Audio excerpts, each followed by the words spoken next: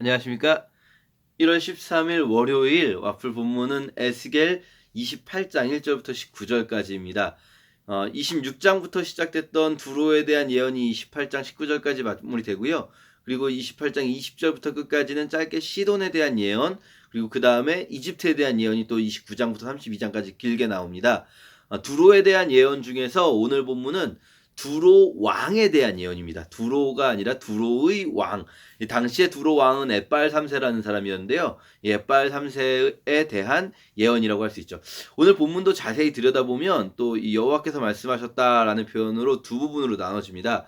1절부터 10절까지가 이 두로 왕에 대한 예언이고요. 11절부터 19절까지는 두로 왕의 애가를 지어 부르라는 내용입니다. 애가는 어떤 사람이 죽었을 때, 어떤 영웅적인 사람이 죽었을 때나 뭐 그냥 사람 죽었을 때 그 사람을 어떤 뭐랄까요? 추도하는 그런 시 노래라고 할 수 있는데요. 지금 이렇게 두 부분으로 나눠져 있는 거죠. 사실 두로 왕은 아직 안 죽었는데 이 죽은 사람처럼 이미 확증되고 애가를 지어 부르는 겁니다. 먼저. 사실 이 앞부분에 있는 두로 왕에 대한 예언하고요. 뒷부분에 있는 애가가 둘다 두로 왕이 왜 멸망해야 되는지를 보여주는 거고, 결국 그 멸망의 원인이 같습니다. 앞부분을, 뒷부분에 있는 애가는 앞부분에 있는 예언의 그 내용을 뭔가 좀 상징적으로 표현하는 거라고 할 수가 있죠. 자, 먼저 앞부분 1절부터 10절까지를 보면 두로 왕이요. 어떻게 말하는지 잘 보면 하나님께서 두로 왕에게 너는 사람이요 신이 아니다라고 말씀하시거든요. 이걸 거꾸로 말하면 두로 왕이 지금 자기가 신이라고 주장하고 있다는 거예요. 나는 신이다. 나는 사람이 아니다. 막 이렇게. 사실 이 고대에 좀 잘 나가는 왕들이 주로 하는 말입니다.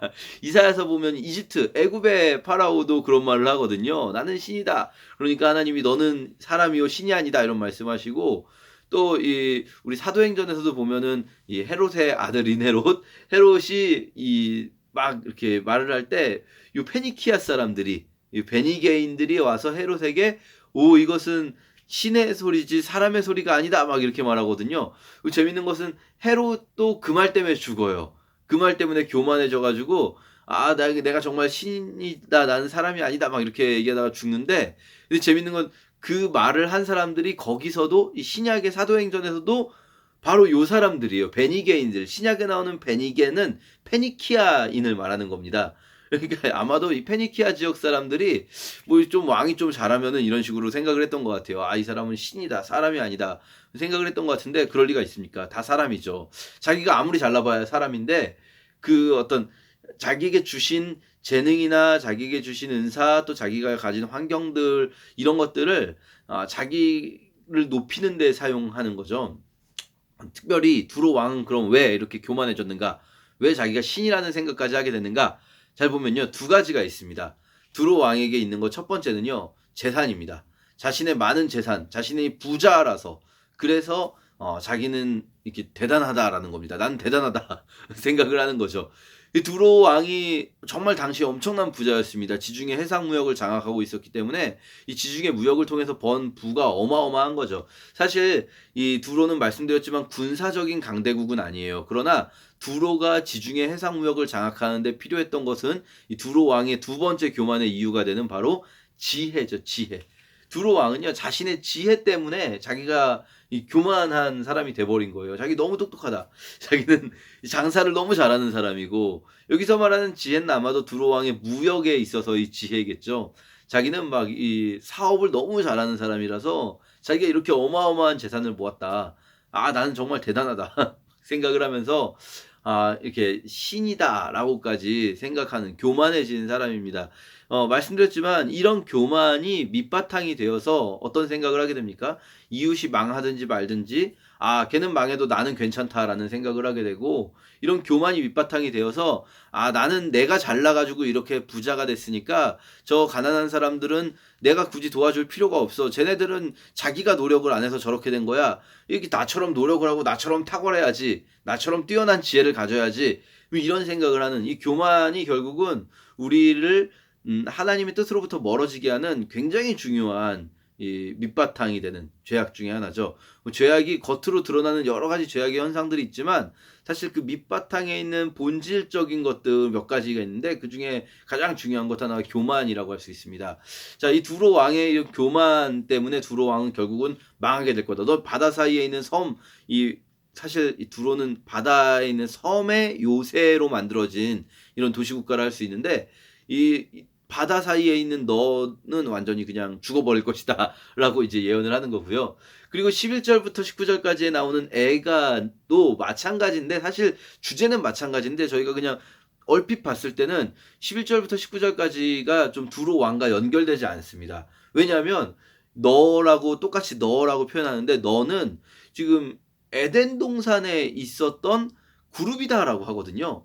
근데 사실 두로 왕이 에덴 동산에 있었을 리는 없잖아요. 그쵸? 두로 왕이 에덴 동산에 있었을 리도 없고 그룹이 뭡니까? 그룹은 하나님께서 만드신 영적인 존재 중에서 우리는 보통 그냥 천사다 이렇게 생각하고 말지만 뭐 말씀드렸듯이 천사, 그룹, 스랍 다르게 나옵니다. 이 그룹들은 이 인간하고 짐승하고 약간 섞여 있는 모습인데 이 어떤 장소를 특히 하나님의 임재가 있는 어떤 중요한 장소들을 지키는 역할을 하는 이들이죠. 이 에덴 동산을 지키고 성전을 지키고 뭐 이렇게 이 그룹들이 있는데 그런데 두로 왕을 보고 너는 에덴 동산에 있었던 그룹이고 그 그룹 중에서도 가장 아름다웠던 그룹이다.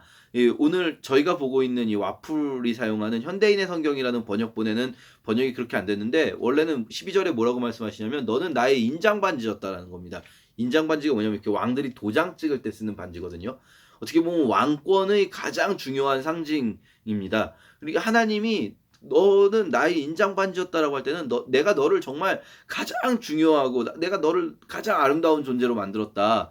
그러면서 보석들이 막 이야기가 나오는데 이 보석들이 그냥 아름다운가 보다라고 생각할 수 있는데 개수를 세보면 몇 개냐면요. 9개의 보석이에요. 성경에서 9개의 보석하면 딱 떠올리셔야 되는 게 뭐냐면 우리는 못 떠올려도 적어도 그 시대 사람들은 100% 떠올리는 게 9개의 보석은 제사장의 이 가슴 흉패에 있는 보석의 개수가 9개입니다.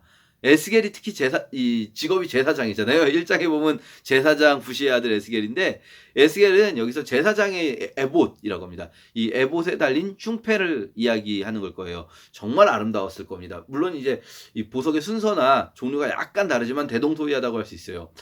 이 제사장의 에봇은 너무나 아름답습니다. 그런데 그 제사장의 에봇이 아름다운 이유는 뭡니까? 하나님의 아름다움을 드러내는 자로서 이걸 보여주기 위해서 아름다운 거고 그리고 그 제사장은 결국 그 에봇을 가지고 자신의 아름다움을 뽐내는 것이 아니라 이스라엘 백성을 대표해서 하나님께 나아가는 자가 되는 거거든요.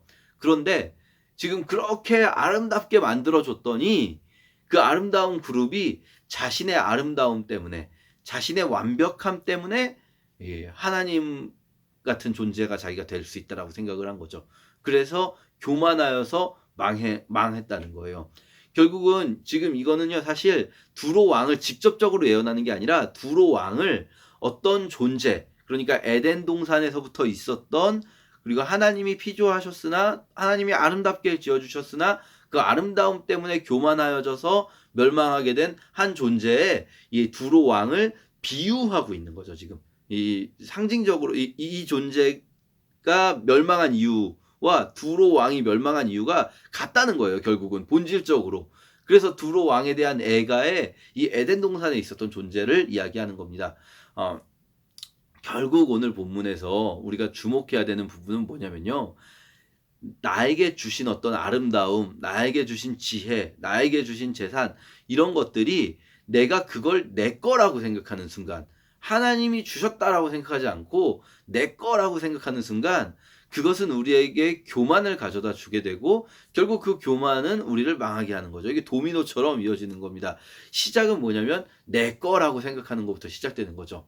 근데요, 이게 사실은 되게 쉽지 않습니다. 우리가 이런 얘기는 너무 많이 듣죠. 너무 많이 듣고 막 설교로도 여러 번 듣고 꼭 굳이 기독교가 아니더라도 기독교인이 아니더라도 많은 사람들이 받은 것에 감사하자 이런 말 많이 하는데 근데요, 이게 사실 말로는 많이 하고 우리도 많이 생각하지만 실제로는 쉽지가 않아요. 왜냐면 우리 어렸을 때부터 우리 어린애들도요. 제일 먼저 하는 게 뭐냐면 장난감들 내 거 하는 겁니다. 결국 이 인간의 본질 속에는 내 거다. 이건 내 거야.' 뭐 이런 마음이 있는 거죠. 저희 아이들도요. 부모님이 사주는 거잖아요. 자기 게 어디 있습니까 저희 아이들이. 저희 아이들 뭐 자기가 뭐 노력해서 산 게 어디 있겠습니까. 근데도요. 이 부모님이 사준 것도 부모님도 이렇게 막 못 가져가게 하고 무조건 내 거예요, 내 거. 이건요. 인간의 본성 중에 하나라고 할 수 있습니다.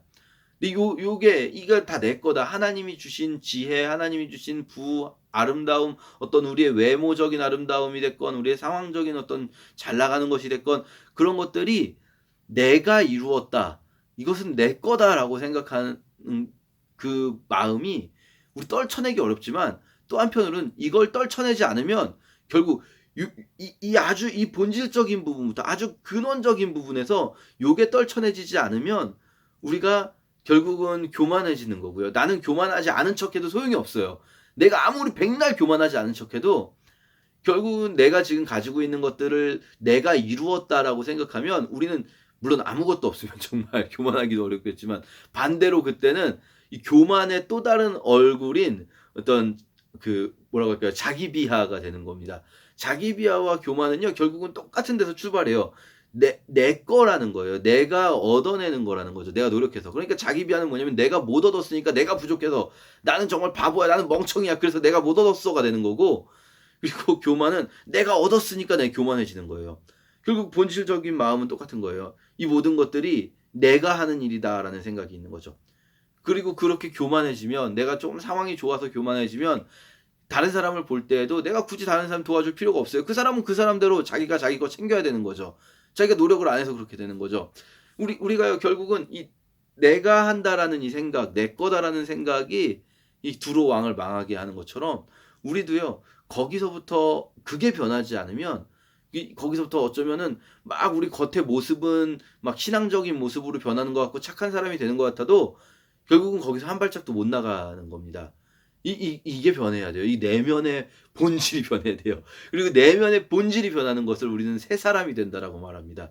새 사람이 되는 것이 바로 우리 주님이 우리 안에 들어오실 때 가능한 일입니다. 성령께서 내주하실 때 가능한 일이지 우리가 할 수 있는 일이 아닌 거예요. 예수 그리스도를 믿는다는 것이 무엇입니까? 결국은 그 본질이 변하는 거예요.